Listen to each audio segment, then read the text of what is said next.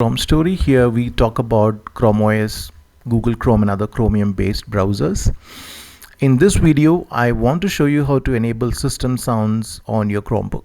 Your startup sound, a sound when the system or the Chromebook is low battery and so on. So for that, what you do is open your settings app and then go to device and then choose audio. Now if you come here, you have this option to change microphone or volume and all that, and all the way down under device sounds you can enable or disable low battery sound, charging sounds, and device startup sound. For the longest time, Chromebooks never had a startup sound, so I keep that enabled because it gives me a bit more regular computer like feel, so to speak.